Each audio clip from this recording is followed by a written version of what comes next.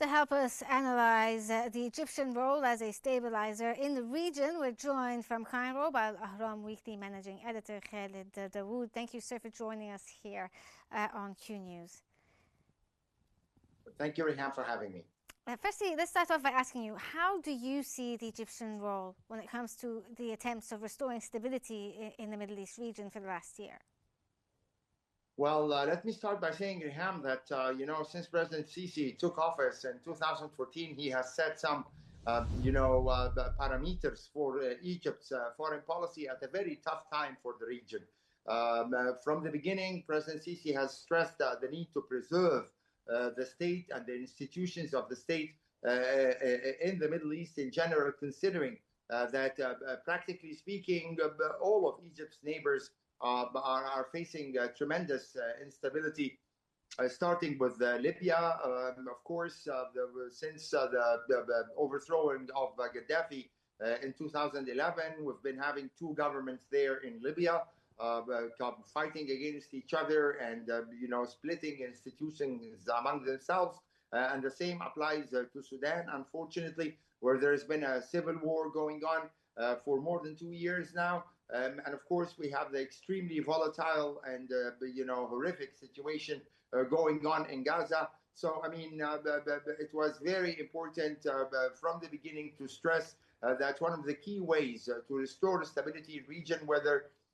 in Libya or in Sudan or in Yemen or in any other Arab country facing similar problems, is to rebuild the state and its institutions and to preserve the territorial integrity of those states. Without those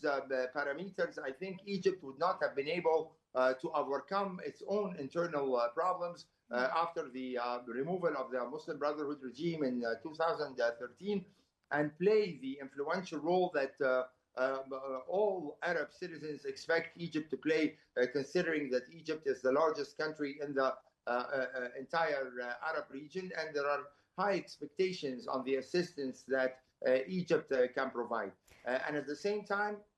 besides those parameters that were determined by President Sisi, he also followed a very important policy line, which is not to get into confrontations or even verbal exchanges with any of the countries that Egypt might differ with, even considering the situation with Ethiopia, where Egypt is totally entitled to be worried and concerned about the flow of the River Nile. But Egypt, even despite its differences with Ethiopia or any other country, President Sisi maintained that trying to solve matters in a diplomatic manner without verbal confrontations is a very effective way to solve any of the problems, or even play a mediation role in the conflicts that we're having in the region. And finally, again, one of the pillars of Egypt's foreign policy and Egypt's policy in general was not to get involved in wars that might be reckless. And even despite Egypt's strong opposition to the Israeli war crimes against the Palestinians in Gaza, Egypt has maintained that it's committed to peace as a strategic option, that wars, generally speaking, do not serve the interests of the people of the region. We already suffer many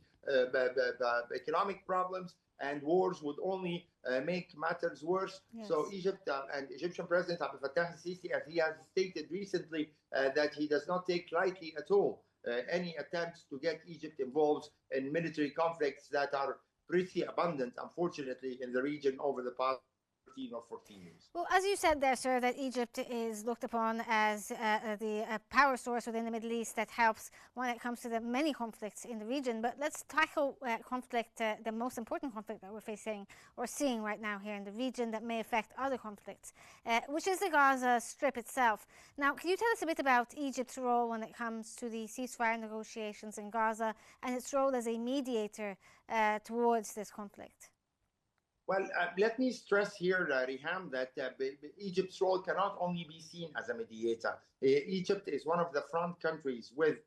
Palestine. Egypt has had its own long history in fighting on behalf of the Palestinian people and the just Palestinian cause. So we cannot just say that Egypt is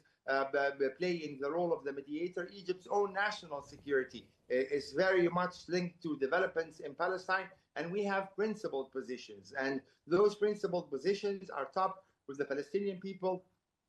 right to self-determination, that there is a dire need long time ago to end the racist Israeli occupation and the need to establish an independent Palestinian state over the lines of June 5th, 1967, following the Six-Day War that during which Israel managed to occupy vast Arab territories, whether in Egypt, Sinai, or in Syria's Golan Heights, the West Bank and Gaza Strip. So, I mean, those were principled positions that Egypt has stuck to and confirmed that it will never give up throughout basically the past 40 years since Egypt signed its own peace agreement with Israel. Yes, we signed a peace agreement with Israel because we want to give priority to development and building Egypt and serving the interests of the Egyptian people. But at the same time, this doesn't mean giving up any of our principled position on the just Palestinian and confirming that despite all the huge losses that the Palestinians are suffering in Gaza, Egypt will not be part under any circumstances in any attempt to liquidate the Palestinian cause by forcibly pushing Palestinians to leave their own territories. Which kind of, sir, brings on the next idea. You said that Egypt has a set of principles. Now, Egypt as a heavyweight within the region, how has it used its weight when it comes to the negotiations for the ceasefire in Gaza? And how do you see the ability of Egypt to be steadfast when it comes to saying, no, it's not going to happen, displacement is just not an option for the Palestinian people? You know, because Egypt's role is not that of a mediator, but a party that's directly involved in this conflict, the 8-decade conflict with Israel. It's not only the position in terms of refusing the expulsion of Palestinians, but we will not also push the Palestinians to accept any offers that are being made by Israel that would not go along with Egypt's principles position on how this conflict should be solved. So yes, we support negotiations as one way to reach a deal, but at the same time, Egypt will never push the Palestinian people to give up their aspiration for self-determination, the right to have their own independent state, and that all Arab territories, all Palestinian territories occupied since 1967, including East Jerusalem, should be returned to the original owners of this homeland. And on that basis, Egypt has maintained over the past 2 years that it will do all its best to assure the entry of humanitarian assistance into Gaza by all means, whether through the Rafah crossing before the Israelis closed it down when they invaded and occupied the Palestinian side of the Rafah border, or through airlifting, and of course, through using Egypt's heavyweight on the regional and international level to coordinate with other world countries on how we should maintain a united position vis-a-vis the Israeli aggression and genocide war against the Palestinians in Gaza. And let me stress here, Riham, that without those intense Egyptian contacts over the past 2 years, it would have been difficult to imagine seeing this increasing number of European countries showing more understanding and sympathy with the position of the Palestinian people, which was definitely reached this peak during the past week at the United Nations General Assembly with the recognition of the Palestinian state by several key European countries, topped with the United Kingdom and France, along with Australia, Canada, others. Throughout, those past 2 years, Egypt has been in touch with those countries, explaining its own position on the Gaza war. And at the same time, and while we were facing a lot of pressure to accept the removal of Palestinians from their territories, Egypt presented a very respected plan for the reconstruction of Gaza after the end of the war. And this plan does not require by any means the displacement of the Palestinian people, contrary to some of the ideas that were circulated by President Trump shortly after getting into the White House. And of course, contrary to the racist and extremist policies that the right-wing government of Israeli Prime Minister Benjamin Netanyahu has been pushing for, especially by some of his most fanatic ministers, such as Bezalel Smotrich, the Minister of Finance, and Itamar Ben-Gvir, the National Security Minister, who've basically been calling for reoccupation of Gaza and rebuilding settlements in Gaza. So Egypt stood firm against those kinds of